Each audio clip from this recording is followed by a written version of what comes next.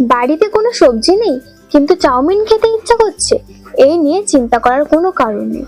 একদম ঘরোয়া উপায়ে আলু দিয়ে বানিয়ে ফেলুন সুস্বাদু এই চাউমিন। কড়াইতে পরিমাণ মতো জল দিয়ে দিয়েছি। এবার দেবো 1 চামচ নুন আর সাদা তেল।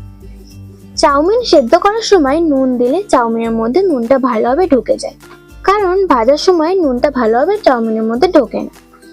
জলটা গরম হয়ে এসেছে, এবার চাউমিন দিয়ে দেবো। তেল দেওয়ার ফলে চাউমিন একটার সাথে আরেকটা লেগে যায় না। চাউমিনটা সেদ্ধ করার সময় মাঝে মধ্যে একটু নেড়ে চেড়ে দেবে। চাউমিনটা 5 থেকে 6 মিনিট মতো সেদ্ধ করে নেব। চাউমিনটা সেদ্ধ হয়ে গেছে, এবার নামিয়ে নেব। এবার চাউমিনটা ঠান্ডা জল দিয়ে ধুয়ে নেব।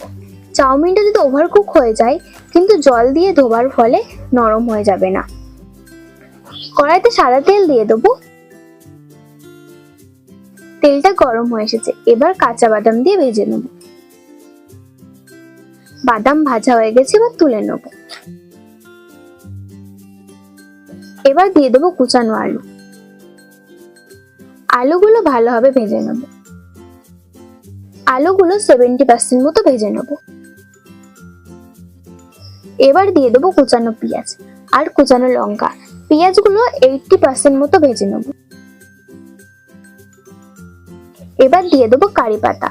কারি পাতাটা প্রথমে দিলে পুড়ে যায়, এরকম টাইমে দিলে কারি পাতা পুড়ে যায় না। এবার দিয়ে দেবো নুন আর সামান্য হলুদ। নুনটা কিন্তু একটু বুঝে দিতে হবে, যেহেতু চাউমিনটা সেদ্ধ করার সময় নুন ব্যবহার করেছিলাম। পেঁয়াজগুলো 80% মতো ভাজা হয়ে গেছে, এবার চাউমিন দিয়ে দেবো।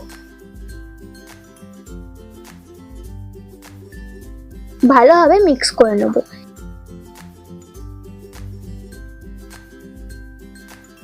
এবার দিয়ে দেবো বাদাম। চাউমিন দিয়ে 7 থেকে 8 মিনিট মতো কুক করে নেব। আমি যেরকম প্রসেসে চাউমিনটা করছি সেরকম ভাবে করলে চাউমিন একদম ঝরঝরে হবে আর একটার সাথে আরেকটা লেগে যাবে না। আমার চাউমিন রেডি। দেখো চাউমিনটা কতটা ঝরঝরে হয়েছে আর একটার সাথে একটা লেগেও যায়নি। আমার প্রিয় বন্ধুরা, চাউমিনের এই রেসিপিটা কেমন লেগেছে সেটা অবশ্যই কমেন্ট করে জানাবেন। ভিডিওটি ভালো লেগে থাকলে আমার চ্যানেলটি সাবস্ক্রাইব করে ভিডিওটি লাইক করে দেবেন।